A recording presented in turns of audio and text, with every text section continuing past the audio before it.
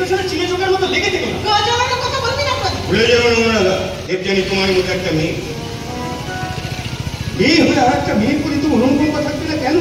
সহানুভূতি থাকবে না কেন? বৌদির জীবনে দাদা না, এত বড় একটা ঝড় পড়ে গেল, এখন তো আমাদেরই তার পাশে সহায় করে দাঁড়ানো উচিত। বৌদি এবারে ছেলে বাপের বাড়ি চলে গেলে সমাজে আমাদের সম্মান থাকবে। দেবযানীর মুখে থেকে আমি তাকাতে পারি না রে প্রদীপ।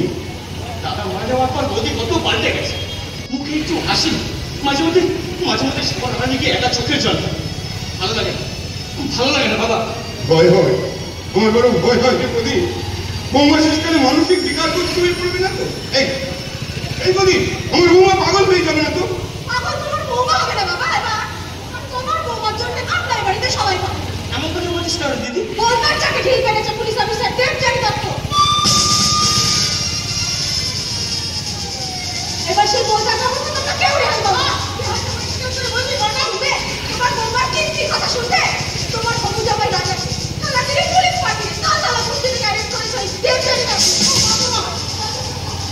বিশেষ বিশ্বাসী চন্দনপুরে কুখ্যাত সমাজ বিরোধী জঘন্য চোরাকারবার